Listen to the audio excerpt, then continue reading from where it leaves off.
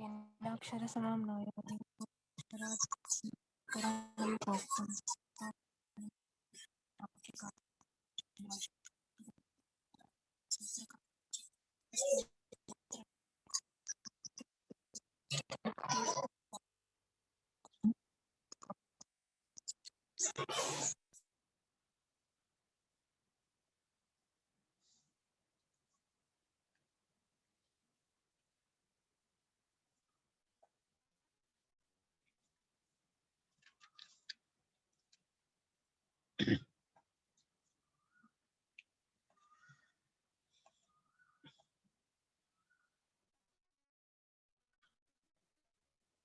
स्त्री प्रत्यय प्रकरणे भूतो गुणवचनात् प्रचलति। उदन्तात् गुणवाचिनः वा ङीष् स्यात् इति सूत्रस्य अर्थः। उदन्तात् उकारान्तात् गुणवाची शब्दाः ये भवन्ति तेभ्यः ङीप् स्यात् इति उक्तम्। तत्र उदन्तात् गुणवचनात् इति उक्तम्। तर्हि तत्र पक्षद्वयमस्ति। अत्र ङीष् इति भवति वा ङीप् इति भवति वा विषये कुत्रचित् चर्चा अस्ति। परन्तु तत्र पक्षद्वयं तत्र न्यासकारस्य मते एकः पक्षः बालमनोरमा न्यास पदमञ्जरी बालमनोरमा लक्ष्मी सर्वव्याख्यानेषु कुत्रचित् ङीष् इति अस्ति कुत्रचित् ङीप् इति अस्ति। तर्हि परन्तु भाष्यादिसम्मतमस्ति तत्र ङीप् एव भवति इति भाष्यसम्मतमस्ति। परन्तु सिद्धान्तकौमुदीकारः अत्र ङीष् पक्षे अस्ति। भाष्यकारस्य मतं तु तत्र एवमस्ति तत्र ङीप् इति संख्याव्ययादेर् ङीप् इति सूत्रात् मण्डूकप्लुत्या ङीप् इत्यस्य अनुवृत्तिः भवति इति भाष्यसम्मतमस्ति। इति एकः विषयः अत्र सूचनीयः अस्ति। कारणं तत्र गुणवचनात् ङीपाद्युदार्थार्थमिति तत्र न्यासे न्यासः इति काशिकायाः व्याख्या। तत्र दत्तमस्ति गुणवचनात् ङीपाद्युदार्थार्थमिति गुणवचनात् ङीप् विधेयः न ङीष् इति कुत्र अस्ति न्यासे वयम् अत्र द्रष्टुं शक्नुमः। न्यासः अत्र अस्ति। पश्यतु गुणमुक्तवान् गुणवचनः इति तत्र विवरणमस्ति। अत्र अयं विषयः चर्चितः अस्ति। पश्यतु गुणवचनात् ङीपाद्युदात्तार्थम् इति गुणवचनात् ङीप् विधेयः न ङीष् इति कुत्र अस्ति न्यासे अस्ति। पदमञ्जर्यामपि एवमेव अस्ति। गुणवचनात् ङीप् इति अत्र मनौरो वा इति वार्तिक इति सूत्रस्य अनन्तरम् एतत् पठितमस्ति। पदमञ्जरी ग्रन्थे पदमञ्जर्याम् अस्ति। तत्रापि उक्तमस्ति गुणवचनात् ङीप् इति। तत्रापि एवमस्ति। कुत्र गुणवचनात् ङीप् इति भवन्तः द्रष्टुं शक्नुवन्ति। अहं मार्क् कृतवान् अस्मि। अत्र गुणवचनात् ङीप् इति तत्रापि अस्ति। इदानीं मम हस्ते तु अत्र वयं पश्यामः चेत् बालमनोरमायामपि वयं द्रष्टुं शक्नुमः। बालमनोरमायाम् अपि एवमेव दत्तमस्ति। पश्यतु बालमनोरमा वोतो गुणवचनात् इति। वोतो गुणवान् प्रातिपदिकात् इति तत्र प्रातिपदिकात् इति वा उत इति चेतः उत गुणवचनस्य प्रातिपदिकस्य विशेषात् तदन्तविधिः इति अत्र उदन्तादिति वा ङीप् इति ङीष् इति न अत्र अनुवर्तते इति बालमनोरमा। तर्हि इतोपि एक व्याख्या अस्ति, लक्ष्मी टीका इति अस्ति। लक्ष्मी टीका भी एवमेवम् एक व्याख्या पंडित सभापति शर्मा इति अस्ति तस्य कर्ता। लक्ष्मी टीका तत् अत्र नास्ति, तत्रापि एवमेवम् अत्र ङीषिति न अनुवर्तते, ङीपादि इति उक्तम्। तर्हि बोधो गुणवचनादिति सूत्रे वैयाकरणसिद्धान्तकौमुद्याम् एव तत्र वस्तुतः ङीष् इति दृश्यते। अन्यत्र सर्वत्र एकैकस्य विवरणं भिन्नमस्ति। अत्र पश्यतु, अत्रैव ङीष् इति दृश्यते वृत्तौ। वैयाकरणसिद्धान्तकौमुदी तस्य वृत्तौ ङीष् इति अस्ति, अन्यत्र सर्वत्र ङीप् इति दृश्यते। अनन्तरं भाष्यसम्मतमपि ङीपुपक्षः अस्ति इति अस्माभिः अवगन्तव्यम् इति मम एकः विषयः ह्यः न चर्चितः, सः एकः विषयः। तर्हि अस्मिन् विषये भवताम् अवगमनं जातं स्यात् इति मन्ये। अर्थात् बहुषु व्याख्याग्रन्थेषु ङीप् पक्षः अस्ति, अन्यत्र यदा महाभाष्यसम्मतं तु ङीप् अस्ति। तर्हि भाष्यसम्मतमेव अस्माभिः स्वीकरणीयम् इति, कारणम् उत्तरोत्तरं मुनीनां प्रामाण्यम् इति कृत्वा भाष्यं प्रमाणम्। परन्तु सिद्धान्तकौमुदीं वैयाकरणसिद्धान्तकौमुदी इदानीम् अस्माकम् अध्ययनविषयः इति कृत्वा अत्र यदस्ति तद् विवरणं कृतवान् अहम्। तदनन्तरं पुनः अग्रे वयं गच्छामः, तर्हि तस्य उदाहरणं मया प्रतिपादितम्। इदानीम् अपरः कश्चन एकः विषयः अपि चर्चनीयः अस्ति। तद् एवमस्ति, तत्र गुणशब्दस्य कः अर्थः इति, गुणः इत्यस्य कः अर्थः इति एकः विषयः अस्ति। तत्र एवमस्ति, जाति क्रिया द्रव्य गुण इति अस्ति। जाति गुण क्रिया द्रव्यम् इति तत्र एवं भिन्न भिन्न तत्त्वानि सन्ति। तत्र यदा न्यायशास्त्रे तर्कसंग्रह ग्रन्थे अपि तत्र नैयायिकसम्मत रूपरस गन्धस्पर्श इति 24 गुणाः इति तत्र कस्मिन् ग्रन्थे तर्कसंग्रहे अपि उक्तमस्ति। यदा विशेषणमपि गुणत्वेनैव स्वीक्रियते, तर्हि अत्र सः नास्ति विषयः। अत्र सत्त्वे, अत्र पश्यामि अत्र अस्ति वा इति, एतत् पश्यतु, सत्त्वे निविशते अपैति पृथक् जादिषु दृश्यते, आधेयश्च अक्रियाजश्च सो असत्त्व प्रकृतिर्गुणः इति अस्ति। सत्त्वे निविशते अपैति पृथक् जादिषु दृश्यते, आधेयश्च अक्रियाजश्च सः असत्त्व प्रकृतिः गुणः इति गुणस्य भाष्ये गुणलक्षणम् एतद् उक्तम्। एतदेव गुणलक्षणम् इति। तत्र किमस्ति, सत्त्वे, सत्त्वमिति गुण तत्र एवमस्ति, द्रव्ये भवति, तत् समवायसम्बन्धेन भवति, द्रव्यमात्रवृत्ति भवति। तस्मात् सत्ता गुणः नास्ति।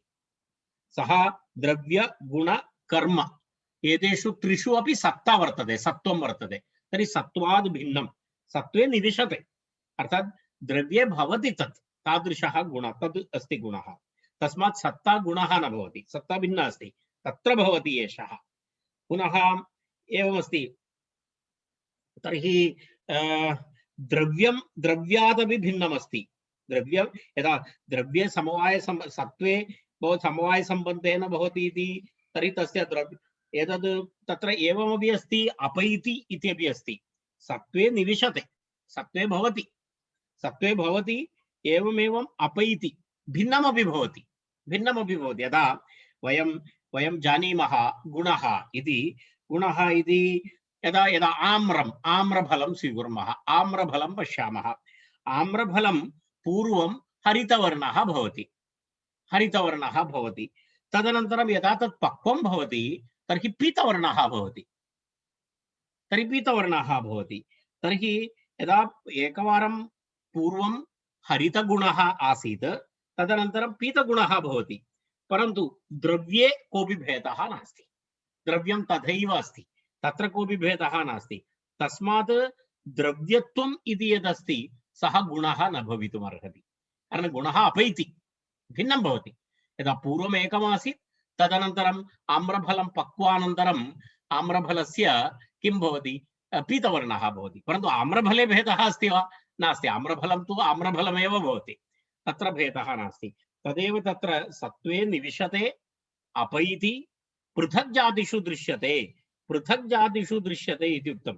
भिन्नाः जातयः येषां ते इति पृथक् जातयः, भिन्नाः जातयः येषां ते इति भिन्नजातयः तत्रापि भवति। भिन्नजातिषु वर्तते।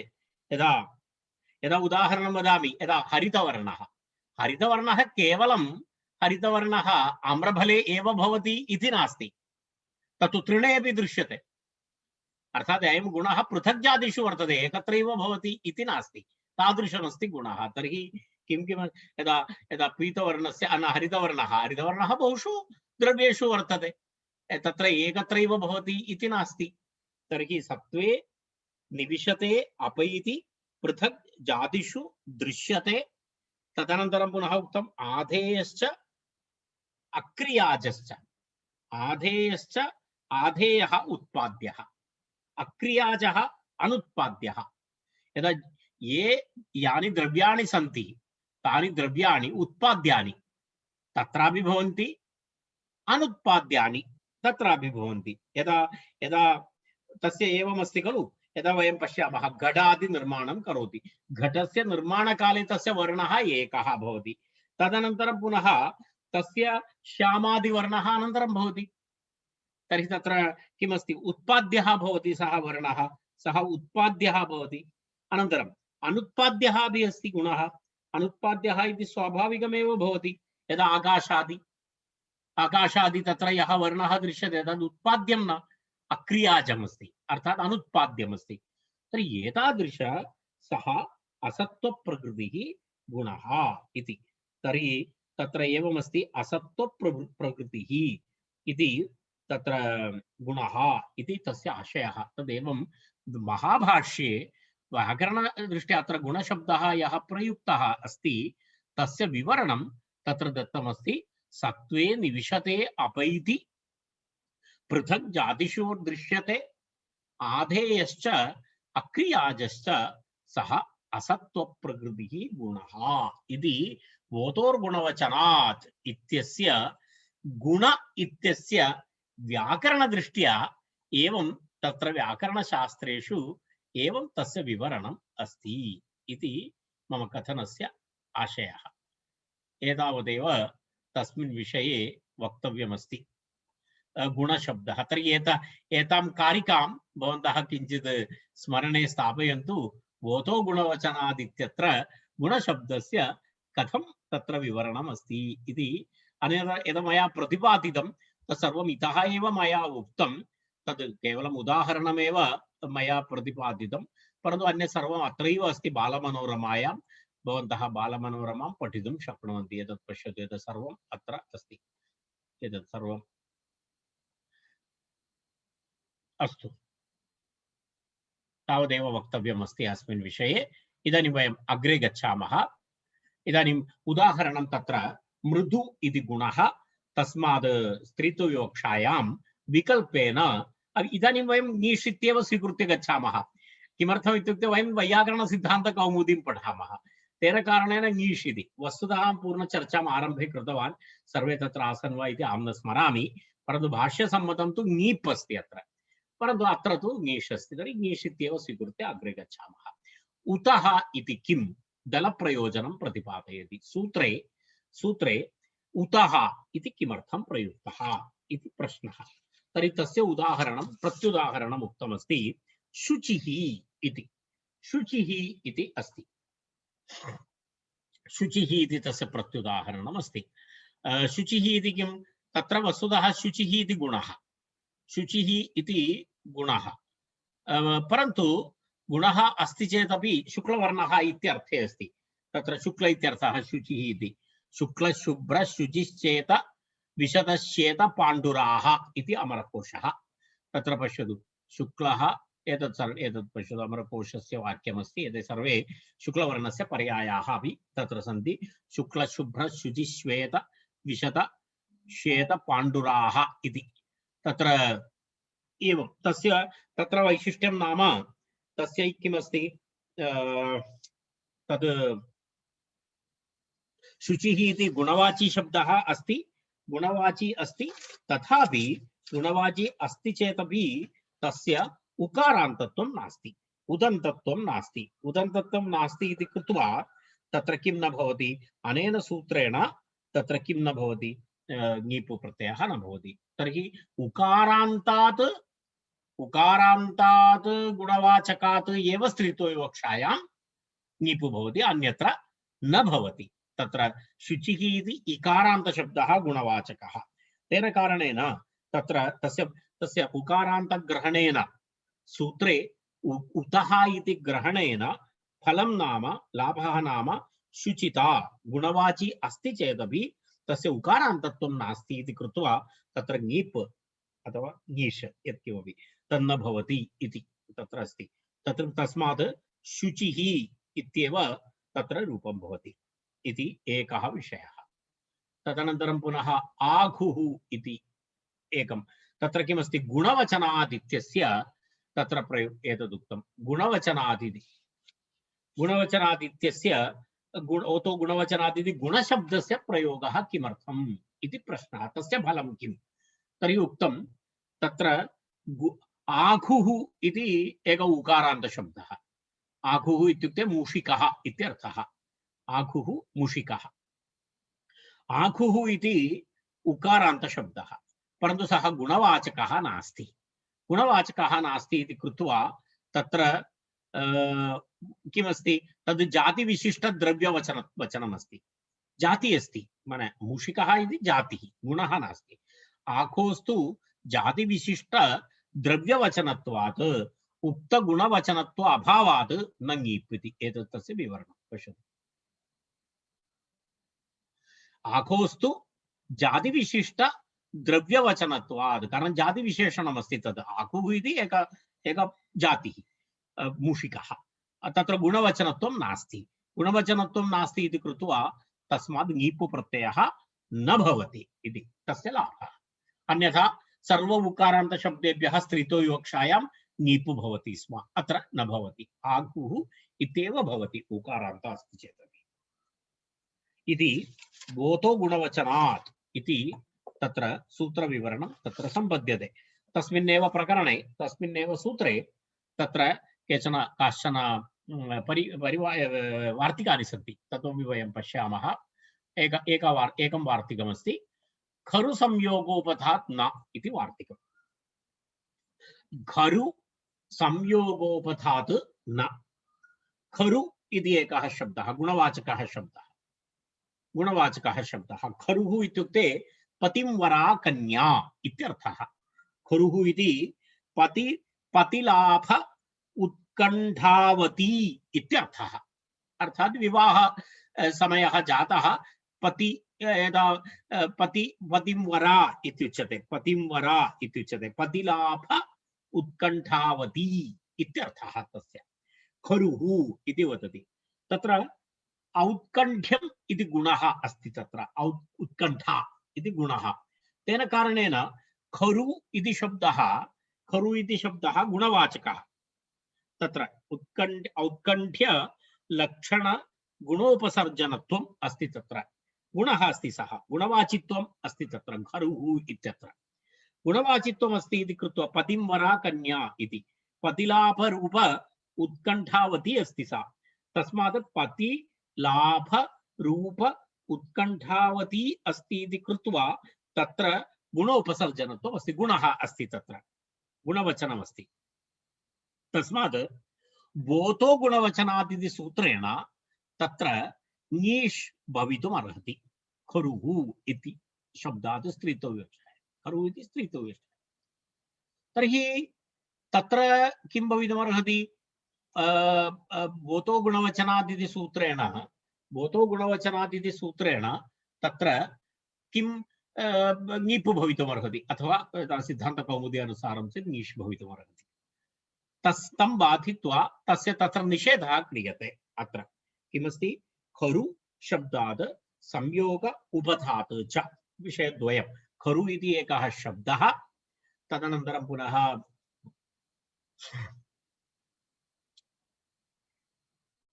पश्यतु अत्र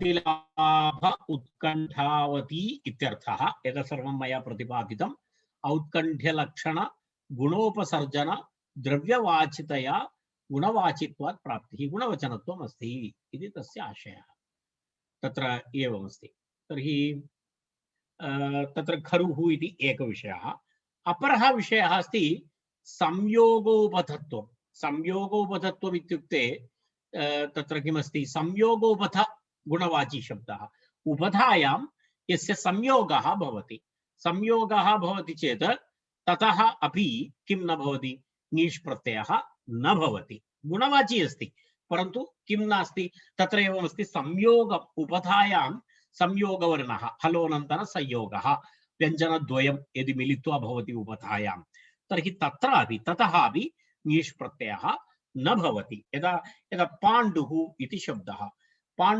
शब्दः अत्र अस्ति पश्यतु भवन्तः पश्यन्तु तत्र पाण्डुः इति शब्दस्य कथं भवति पाण्डु इति अस्ति खलु पाण्डु इति शब्दः वयं किञ्चित् वर्णान् पश्यामः तत्र पुनः कः वर्णः भवति न भवति पा एवं पश्यतु पा न ड इति पश्यतु ड इति अस्ति तदनन्तरम् उ अनन्तरं विसर्गः इति अस्ति पश्यतु अत्र पाण्डुः इति पाण्डु इति प्रातिपदिकं पाण्डु तर्हि अन्तिम वर्णः उकारः तस्य पूर्वतन वर्णद्वयम् अत्र संयोगः पश्यतु अत्र संयोगः ण्ड ण्ड इति संयोगः हलोनन्तरं संयोगः इति उभध अन्तिमवर्णात् अन्तिमवर्णः उ तस्मात् पूर्ववर्णः न ड इति अस्ति न ड अस्ति इति कृत्वा तत्र उपधा अस्ति अर्थात् अयं शब्दः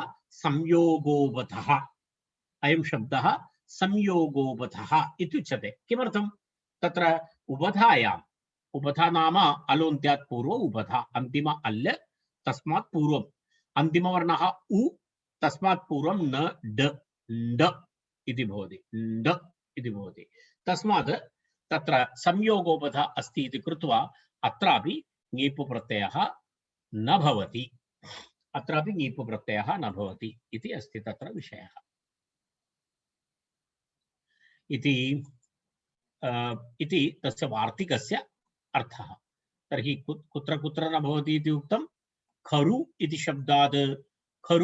शब्दात् ङीप् प्रत्ययः न भवति गुणवाचकः अस्ति चेदपि एवमेव संयोगोपथ शब्देभ्यः अपि प्रातिपदिकेभ्यः अपि स्त्रीतो विवक्षायां किं न भवति तत्र ङीप् प्रत्ययः ङीष् प्रत्ययः न भवति इति तस्य आशयः एवम् एतावत् उक्त्वा वयम् अग्रे गच्छामः अग्रिमं सूत्रं पश्यामः बहुआदिभ्यश्च इति अग्रिमं सूत्रम् बहुआदिभ्यश्च इति सूत्रमस्ति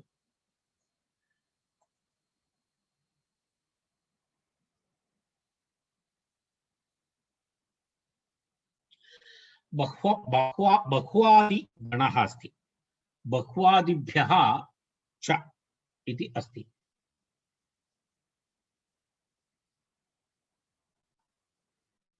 बहुआदिभ्यः च इति बहुआदिगणः बहुआदिगणपठितशब्देभ्यः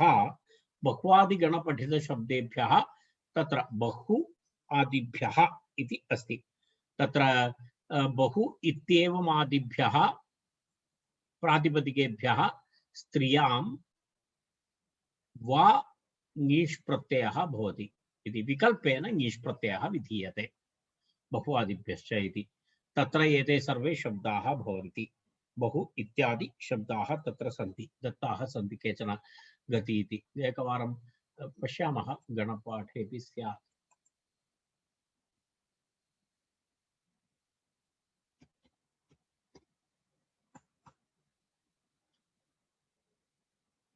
यशः बह्वादिगणः पश्यतु, बहु पद्धति अंजति अंगति अंहत शकटि शकति शक्ति शस्त्रे शारि वारि राति राधि एते सर्वे शब्दाः बहुवादिगणपठित शब्दाः अत्र सन्ति।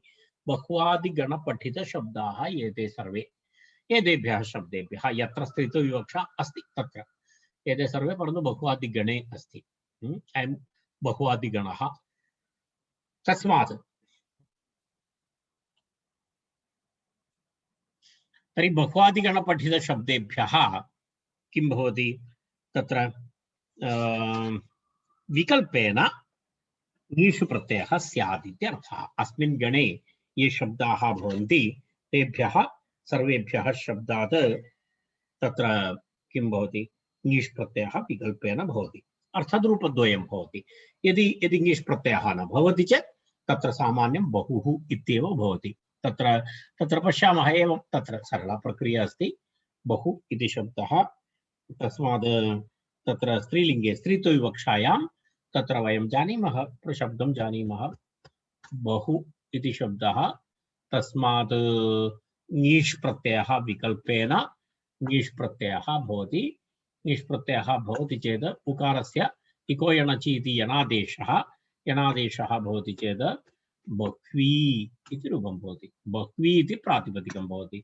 तस्मात् सुप्रत्ययस्य पुनः हल्ङ्याभ्यो दीर्घात् सुधिस्य पृक्तं हल इति सूत्रेण तस्य लोपे प्रथमा एकवचने तत्र किं रूपं भवति, बह्वी इति रूपं भवति, बह्वी इति रूपं तत्र।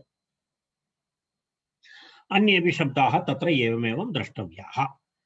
तत्र कानिचन गणसूत्राणि अपि दत्तमस्ति। तत्र एकमस्ति कृत् इकारात् अक्तिनः इति अस्ति।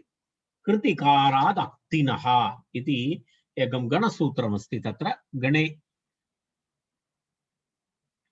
गणे पठितं सूत्रमस्ति।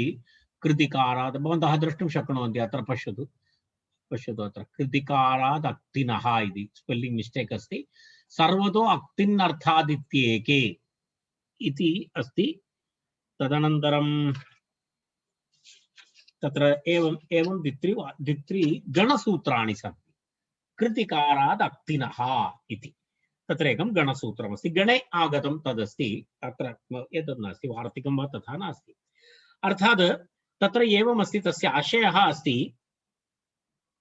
कृत् प्रत्ययः भवति, कृत् इकारः, कृत् प्रत्ययस्य इकारः, कृत् प्रत्ययान्त शब्दः, कृत् प्रत्ययान्त शब्दस्य कृत् प्रत्यय संबंधी इकारः, तदेव कृत् इकारः इति उच्यते। तदन्त शब्दात्, परन्तु तत्रापि तिन् इति शब्दः अस्ति। तिन् इति प्रत्ययः अस्ति। तिन् इति प्रत्यये इकारः अन्ते भवति, तत्रापि इकारः अन्ते भवति। प्रत्ययः अस्ति तिन् इति प्रत्ययः भवति, स्त्री प्रत्ययः, स्त्रियां तिन्, कृत् प्रत्ययः तत्रापि अनुबन्धलोपे तत्रापि अन्ते इकारः भवति। तिन् प्रत्ययं विहाय, तिन् प्रत्ययान्त प्रातिपदिकं विहाय इति तस्य आशयः।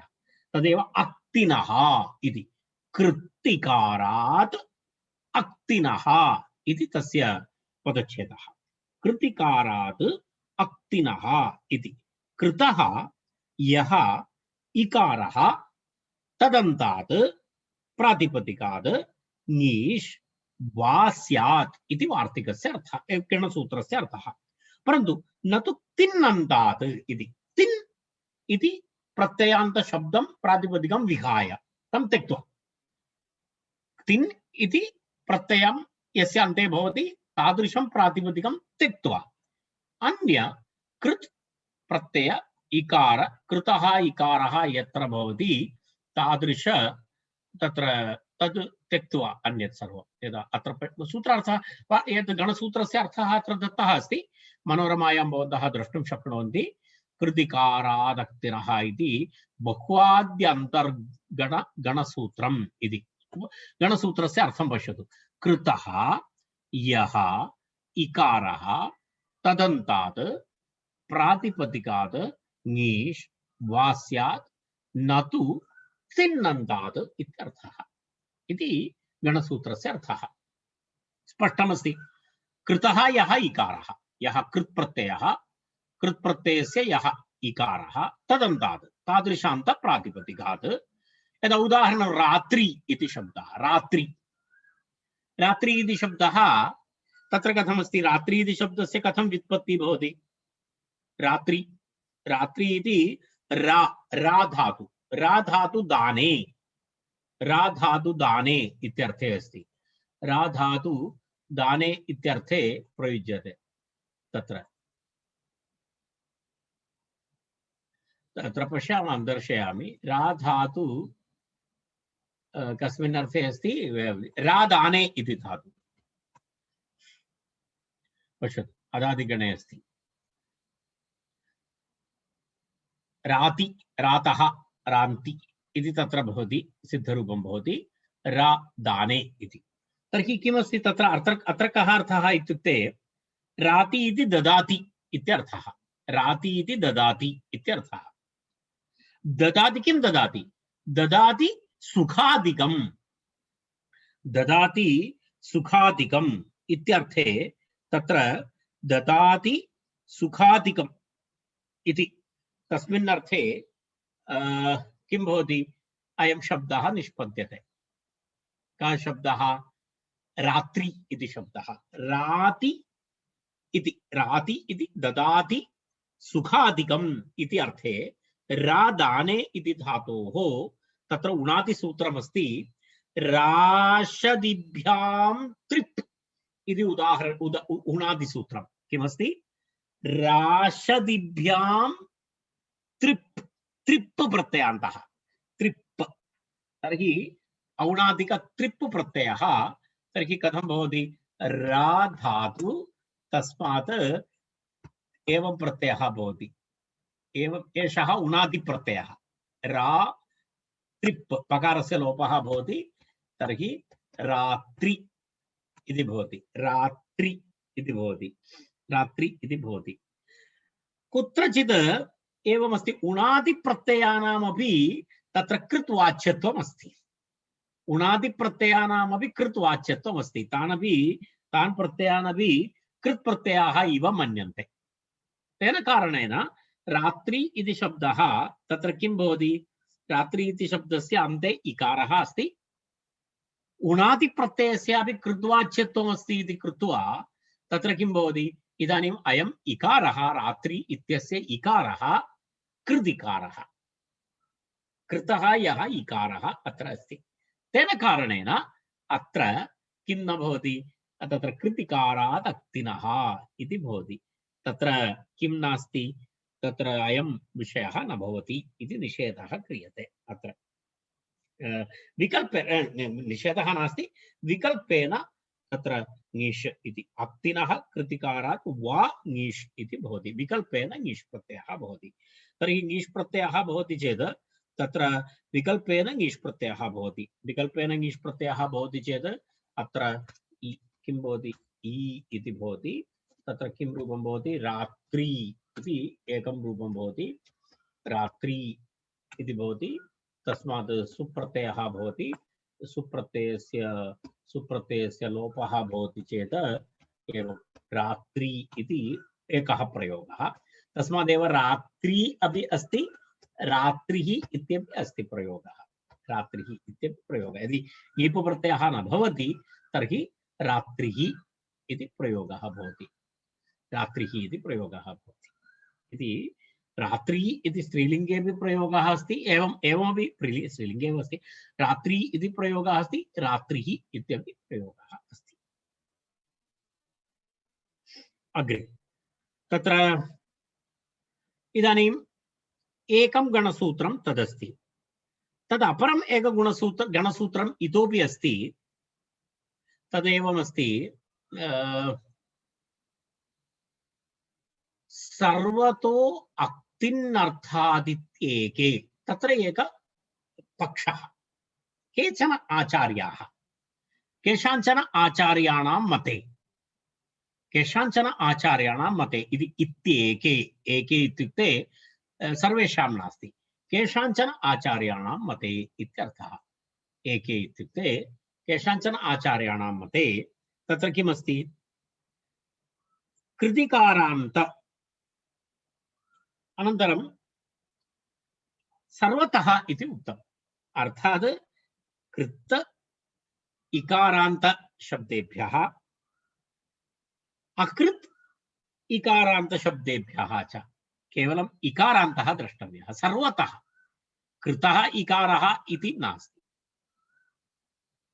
तथा नास्ति इति केचन आचार्याः कृत् इकारः इत्येव अस्तु इति न प्रातिपदिके कृत्तिकारः वा भवतु अन्य प्रत्ययानाम् इकारः वा भवतु सर्वेभ्यः किं भवति विकल्पेन ङीष् भवति इति उक्तं परन्तु तत्र अस्ति अक्तिन्नर्थात् इति एक व्यावृत्ति अक्तिन्नर्थात् इत्युक्ते किन्तु इकारान्तः भवति चेदपि तिन् और तिन्नर्थक प्रत्ययाः प्रत्ययान्त प्रातिपदिकेभ्यः न तर्हि तत्र किमस्ति सर्व इकारान्त प्रातिपदिकेभ्यः इत्युक्ते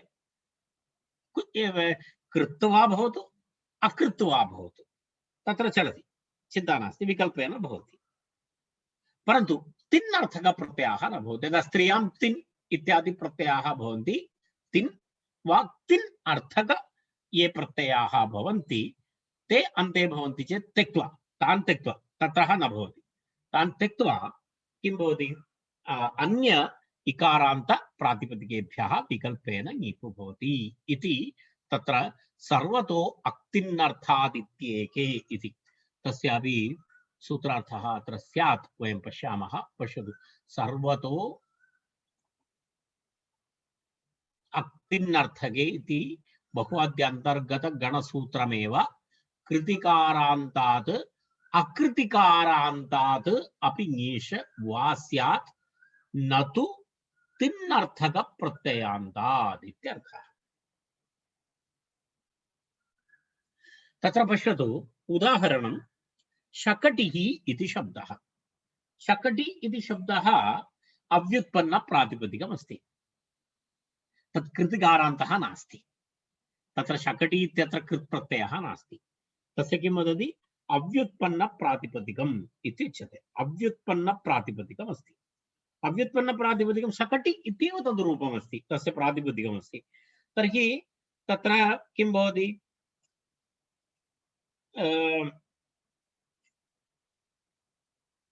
शकटि इति अव्युत्पन्न प्रातिपदिकं कृतिकारः अत्र नास्ति परन्तु इकारः अस्ति तस्मात् अत्र किं भवति तत्र शकटि इति रूपं भवति शकटि इत्यपि रूपं भवति यदा विकल्पेन ङीष् प्रत्ययः भवति चेत् शकटि इति भवति यदा रात्रि इव यदि यदि नास्ति तत्र ङीष् प्रत्ययस्य अभावः अस्ति शकटिः इति भवति तर्हि शकटि शब्दः अव्युत्पन्न प्रातिपदिकत्वात् कृतन्तत्वाभावात् सर्वतः इति वचनम् इति अस्ति तत्र सर्वतः इति वचनस्य वचनेन अत्र विकल्पेन ङीष् प्राप्नोति अव्युत्पत्ति यदि यदि उणादिसूत्राणाम् एवमस्ति उणादिसूत्राणां कृत्प्रत्ययवत् इति केचन अङ्गीकुर्वन्ति यदि भवन्तः न अङ्गीकुर्वन्ति अर्थात् उणादिसूत्राणां कृद्वाच्यत्वं वयं न अङ्गीकुर्मः इति पक्षः अस्ति चेत् रात्रिशब्दस्य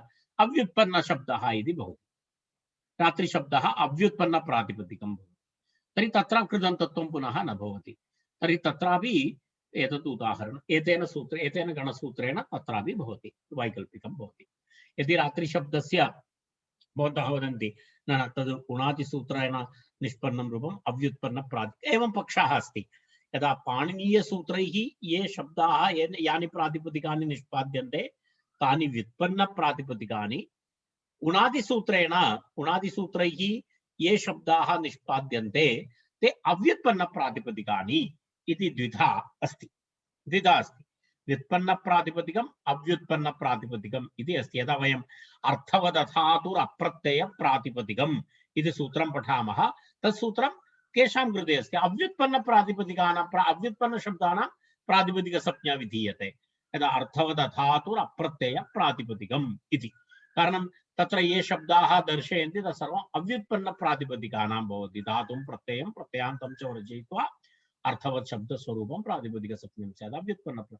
अनन्तरं व्युत्पन्नप्रातिपदिकानां कृते कृत्तद्धितसमासाश्च इति सूत्रमस्ति। प्रातिपदिकसंज्ञा कृत्तद्धितसमासाश्च इति तत्र सूत्रमस्ति भिन्नं।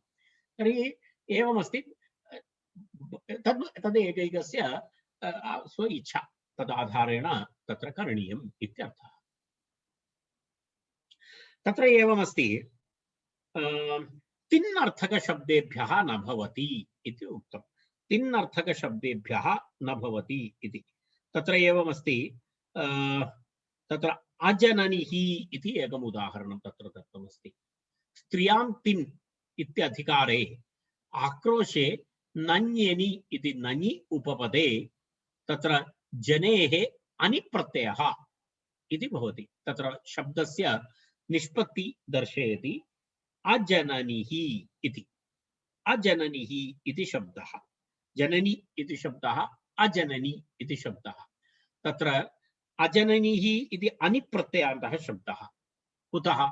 जनि प्रादुर्भावे इति धातु। जनि प्रादुर्भावे इति धातोः तत्र आक्रोशे नञ्यनि इति सूत्रं। वयम् एतानि सूत्राणि कुत्र पठामः? उत्तरकृदन्तप्रकरणे वयं पठामः। आक्रोशे नञ्यनि इति नञि उपपदे किं भवति? जनेः अनिप्रत्ययः। एतत् सर्वम् अत्र मनोरमायाम् अस्ति, भवन्तः द्रष्टुं शक्नुवन्ति। पश्यतु, स्त्रियां तिन् इत्यधिकारे आक्रोशे नञ्यनि इति नञि उपपदे जनेः अनिप्रत्ययः। अक्तिन इत्युक्तौ अत्र निषेधः न स्यात्। अत्र अक्तिन्नर्थादिति केचन।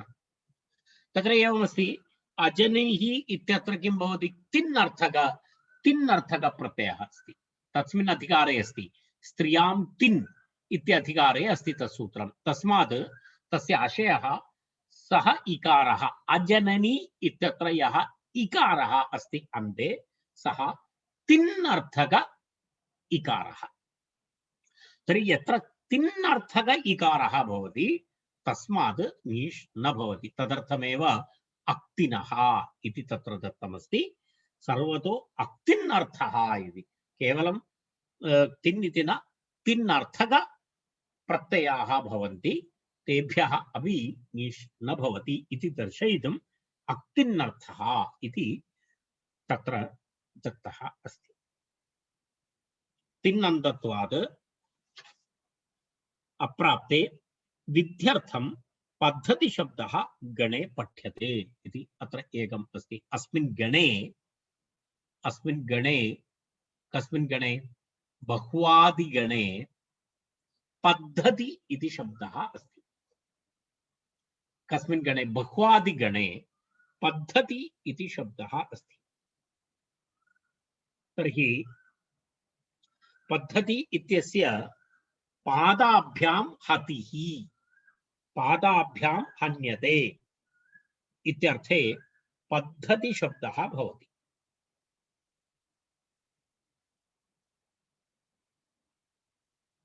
तत्र पद्धति इति शब्दः तिन् प्रत्ययान्तः शब्दः। पद्धति इति शब्दः तिन् प्रत्ययान्तः शब्दः।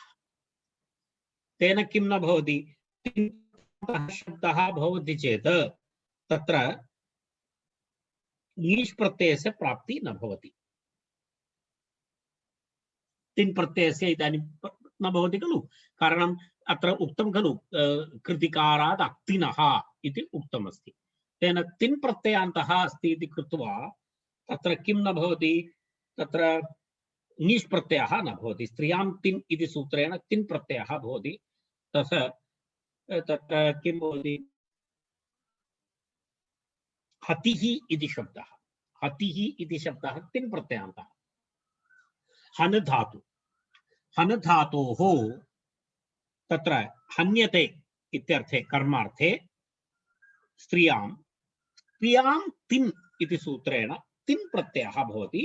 तिन् प्रत्ययः भवति इति कृत्वा तत्र किं भवति, तत्र हन हन एवं तस्य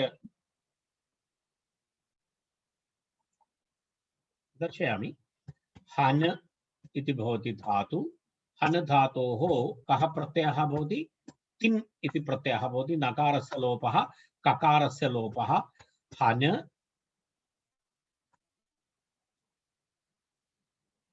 हन इति भवति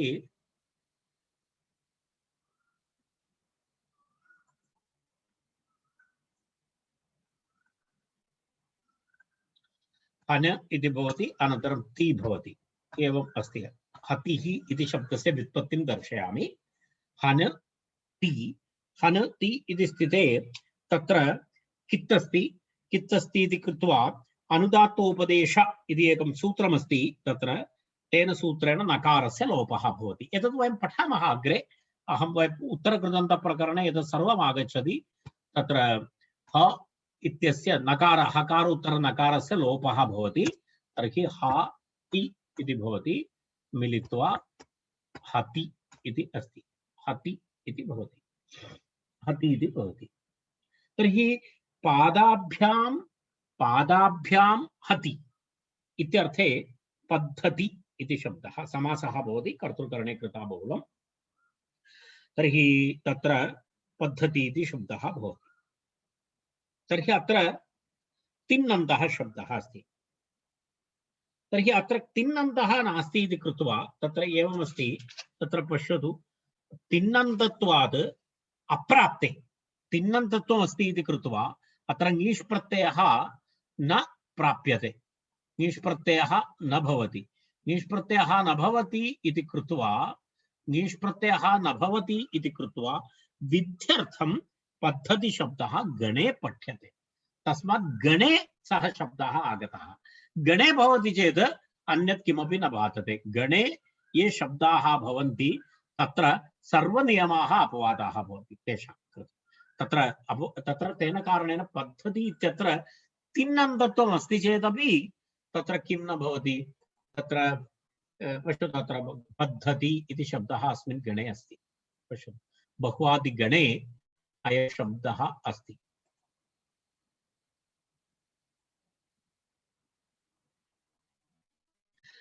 गणपाठं वयं दृष्टवन्तः। अत्र अस्ति गणपाठः, अत्र अस्ति गणपाठे तत् पद्धति इति शब्दः अस्ति। तर्हि तस्य आशयः एवमस्ति, तिन्नन्तत्वमस्ति। तिन्नन्तत्वमस्ति चेत् कृतिकारादक्तिनः इति तत्र निषेधः भवति। किं निषेधः भवति, तत्र एतस्य निषेधः भवति ङीषः। तेन कारणेन अयं शब्दः गणे पठितः विध्यर्थम् इति तत्र इदं वाक्यम्। गणे अस्ति चेत् पुनः एतेन गणसूत्रेण अत्र कापि बाधा न भवति। गणसूत्रं भिन्नं, गणः गणे अस्ति खलु, तर्हि अत्र भवत्येव। एवम् अग्रे तावदेव अस्ति, वक्तव्यमस्ति। अग्रिमम् इतोपि एकं तत्र एतत् सर्वं तत्र दत्तमस्ति। हिम काशी हतिषु च इति पद्भावः पद्धति इत्यस्य प्रक्रियानिमित्तं तत् सूत्रं दत्तमस्ति। तद् वयं कृतवन्तः। पादाभ्यां तत्र पादशब्दः अस्ति खलु, पादाभ्यां हतिः इति पादशब्दः। पादशब्दस्य अनेन सूत्रेण हिम काशी हतिषु च इति सूत्रेण तत्र किं भवति, तदर्थमेव एतद् दर्शितमस्ति। तत्र एतस्य व्युत्पत्तिं दर्शयितुं पादाभ्यां हतिः इति उक्तं मया। पादाभ्यां हतिः इत्यस्मात् तत्र कथं भवति, समासः भवति। समासः भूत्वा तत्र सुप् लुक् इत्यादिकं भूत्वा पाद इत्यस्य स्थाने तत्र किं भवति, ङीष् भवति। पाद हिम काशी हतिषु च इति सूत्रेण तत्र किं भवति, पादस्य पद्भावः भवति। इत्युक्ते पादशब्दस्य स्थाने पद इति आदेशः भवति। तर्हि पद हति हकारस्य पुनः तद् पद्धति इति सन्धिः भवति। तर्हि एवं पद्धति इति अस्ति। एतद् विस्तृतरूपेण वयम् अनन्तरं यदा उत्तरकृतं समये वयं पठामः। तत्र पादस्य पदादेशः भवति। पदादेशः भूत्वा तत्र पद्धति इति शब्दः भवति। पद एवं भवति खलु, हति इति पद। पूर्वं तु पाद इति अस्ति। पाद दर्शयामि। पाद इति भवति। पाद हति इति भवति। पाद हति इति भवति। पाद हति इति भवति चेत् अनेन सूत्रेण हिम काशि हतिषु च इति सूत्रेण तत्र पादशब्दस्य स्थाने किं भवति? पद इति आदेशः भवति। हति इति भवति। एवं तदनन्तरं तत्र किं भवति? एतस्य पद हतिः इति अस्ति। पद हतिः विसर्गः हतिः इति अस्ति। तत्र किं भवति? हकारस्य एतेन छयोः अन्यतरस्याम् इति सूत्रेण हकारस्य पूर्वसवर्णः भवति। पूर्वसवर्णः भवति चेत् तत्र किं भवति? हकारस्य पूर्वसवर्णे तत्र धकारः भवति। धकारः भवति चेत् पूर्वसवर्णधकारः भवति चेत् पद अनन्तरम् एवं भवति।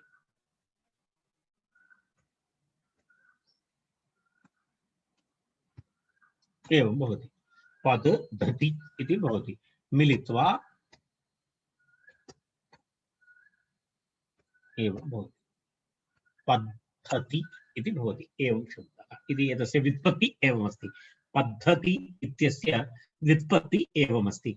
अर्थात् हति इत्यस्य व्युत्पत्तिं दर्शितवान्, अनन्तरं पाद हति इति मिलित्वा समासमपि दर्शितवान्।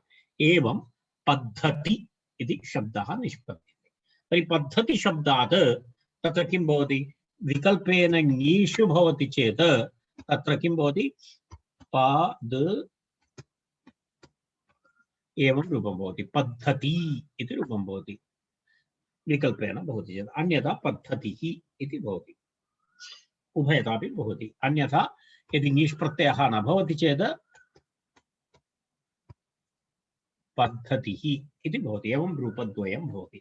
तदेव अत्र विवरणं दत्तमस्ति आचार्येण। अत्र पश्यतु इदानीं तिङन्तत्वात् अप्राप्ते विध्यर्थं पद्धतिशब्दः गणे पठ्यते। हिम काशि हतिषु च तद्भावः इति एतत् सर्वं पद्धतिः पद्धति इति तत्र विवरणमस्ति। एतावत् उक्त्वा इदानीं किं सूत्रं? बोधो गुणवचनात् न क्षम्यतां बह्वादिभ्यश्च इति सूत्रम् अत्र इदानीं सम्पन्नम्। अग्रे गच्छामः। अग्रिमं सूत्रमस्ति पुंयोगात् आख्यायाम् इति अग्रिमं सूत्रम्। पुंयोगात् आख्यायाम्।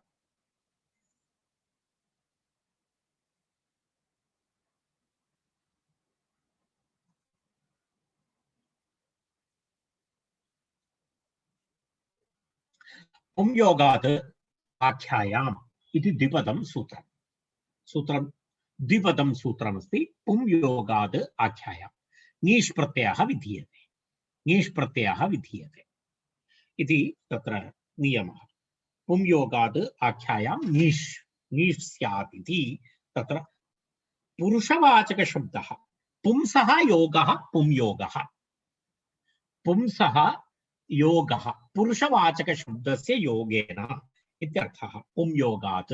पुंयोगात् इत्यस्य विग्रहम् एवमस्ति। पुंसः योगः सम्बन्धः पुरुषसम्बन्धः। तस्मात् पुंयोगात्। तत्र आख्यायाम् इति आख्यातः आख्यायाम् इति आख्यायते अनया इति आख्यायाम् इति अस्ति। आख्यातः आख्यायते अनया आङ्पूर्वक ख्याधातु ततः आदश्चोपसर्गे इति सूत्रेण आङ् प्रत्ययः टाप् आख्या इति वाचकशब्दः। तत्र एवमस्ति। पुंवाचकशब्दः स्त्रीसम्बन्धेन यदि स्त्रीवाचकः भवति चेत् इत्यर्थः। पुंवाचकशब्दः स्त्रीसम्बन्धेन, पुंसः तत्र एवमस्ति, पुंसः सम्बन्धः भवति, तस्मात् पुंयोगात्, पुरुषशब्दस्य योगात्, तत्र अर्थे एवमस्ति। पुरुषवाचकशब्दः स्त्री अर्थः भवति। यदि पुंवाचकशब्दः पुरुषवाचकः शब्दः एषः पुंवाचकः शब्दः, तर्हि सः यदि स्त्रीसम्बन्धकारणेन स्त्रीवाचकं भवति चेत् तर्हि किं भवति? पुंयोगात् हेतोः यत् प्रातिपदिकं स्त्रियां वर्तते पुंसः आख्याभूतं, तस्मात् नीष् प्रत्ययः भवति इति। एतदहं वयम् इतः पूर्वमपि दृष्टवन्तः। यदा अहं तदेकं सर्वदा एकम् उदाहरणं वदामि। तद् मास्टरीन् बायि इति उच्यते। तत् पुंयोगात् भवति। तत्र सा पठितवती इति न स्यात्, सा मास्टर् न भवति, परन्तु तस्य पतिः मास्टर् अस्ति। तेन कारणेन ग्रामेषु मास्टरीन् इति प्रयोगः भवति। मास्टरीन् बायि इति वदति। पुंयोगात् आख्यायाम् इति तत्र नियमः। कारणं तत्र किमस्ति? पुंयोगः भवति। यदा अत्र उदाहरणमस्ति, गणकः अस्ति। गणकः इति ज्योतिषी, गणकः यः गणककार्यं करोति, गणितकार्यं करोति इति गणकः। सामान्यतः गणकः इत्युक्ते ज्योतिषी इत्यर्थे रूढि। तर्हि गणकस्य स्त्री गणकी, सा 1+1=2 इति अपि न जानीयात् कदाचित्, परन्तु सा गणकी भवति। किमर्थं गणकी भवति? गणकस्य पत्नी अस्ति इति गणकी भवति। गणकस्य स्त्री इति स्त्री, तया गणनकार्यं नागन्तव्यम् इति नास्ति। तस्मात् तदेव पुंयोगात् आख्यायाम् इति तस्य आशयः। पुंयोगात् हेतोः प्रातिपदिकं स्त्रियां वर्तते, पुंसः आख्याभूतं, तस्मात् नीष् प्रत्ययः भवति इति। तत्र या पुमाख्या पुंयोगात् स्त्रियां वर्तते ततः नीष् स्यात्। यः पुरुषवाचकशब्दः पुमाख्या पुरुषवाचकशब्दः पुंयोगात् स्त्रियां वर्तते। पुंयोगात् स्त्रियां वर्तते इत्युक्ते पुरुषेण सह सम्बन्धः अस्ति इति कारणेन स्त्रीलिङ्गे प्रयुज्यते, स्त्रीत्वविवक्षा भवति। मूलतः पुंवाचशब्दः, परन्तु तेन पुरुषेण सह स्त्रियः सम्बन्धः अस्ति इति कृत्वा यदि तादृशसन्दर्भे ततः नीष् प्रत्ययः भवति इति तस्य सूत्रस्य आशयः। यदा पत्युः नाम्ना पत्न्याः अपि तत्र कुत्रचित् एवं व्यवहारः भवति इति पुरुष, तदेव तत्र पूर्वमहम् उदाहरणम् उक्तवान्। तत्र पुरुषार्थे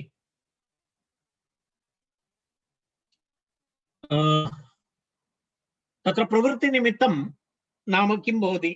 पुंवाचकः प्रवृत्तिनिमित्तं स्यात्। पुंवाचकः प्रवृत्तिनिमित्तं स्यात्। तर्हि तस्य आरोपः कुत्र क्रियते? स्त्रियां क्रियते। प्रवृत्तिनिमित्तं कुत्र? यदा गणनं नाम गणना नाम प्रवृत्ति, गणना नाम प्रवृत्ति तत्पुरुषसम्बन्धी प्रवृत्ति, तत्र निश्चितमस्ति पूर्वमेव गणकः इत्यत्र। परन्तु गणकस्य पत्नी अस्ति एषा, तया तत्र एतत् सः विषयः नास्ति, तत्र प्रवृत्तिनिमित्तं तस्यां भवेत् इति नास्ति। अर्थात् अत्र गणगणकार्यं प्रवृत्तिनिमित्तम् अस्ति। प्रातिपदिकस्य प्रवृत्तिनिमित्तं गणनकार्यं, तत् प्रवृत्तिनिमित्तं गणकी इत्यत्र भवितव्यम् इति नास्ति, तथा नास्ति। गणकस्य स्त्री इति गणकी इति प्रयोगः। यदा गोपस्य स्त्री गोपी, गोपस्य स्त्री गोपी, गोपः नाम गां पालयति इति गोपः, सः गोपालन कार्यं करोति। गोपस्य स्त्री, तत्र गोपस्य स्त्री इत्यर्थे गाः पाति इति गोपः। गाः पाति, गाः इति उपपदमस्ति, पा धातु तत्र कप्रत्ययान्तः शब्दः। पा धातु गोप आतो लोप इति च इति आकारस्य लोपः भवति। तर्हि गोपः इति रूपं भवति। एवमस्ति खलु, गाः पाति इति विग्रहे गाः पाति इति गोपः।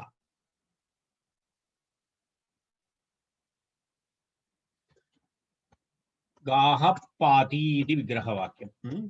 गाः पाति इति गोपः। तत्र एवमस्ति, गोशब्दः पा इति गोप इति भवति। इतः गोप इति शब्दः निष्पद्यते, गोपशब्दः निष्पद्यते। गोपशब्दात् तत्र किं भवति? गोपशब्दस्य गोपस्य स्त्री इत्यर्थे अनेन सूत्रेण नीष् प्रत्ययः भवति। यस्येति च इति अकारलोपः भवति। तर्हि किं भवति? गोप इति भवति। तस्मात् गोपी इति भवति। गोपी इति भवति। तस्मात् पुनः सुप्रत्ययः, सुप्रत्ययस्य लोपः, लोपे किं रूपं भवति? गोपी इति भवति। अर्थात् एषा गोरक्षणकार्यं, गोपालनकार्यम् एतया करणीयम् इति नास्ति। एषा तु गोपस्य पत्नी अस्ति। तस्मात् तत्र गोपी इति शब्दः निष्पद्यते इति तस्य उदाहरणम् अस्ति। गोपस्य स्त्री गोपी इति। एतेन तस्य सूत्रस्य विवरणं समाप्तं। द्वित्रिवार्तिकानि सन्ति तत्र।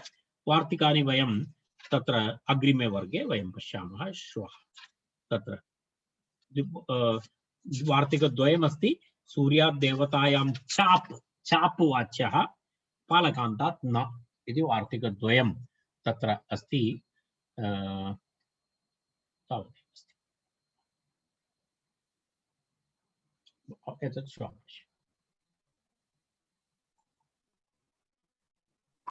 शांति मंत्रेण अलं कुर्मः।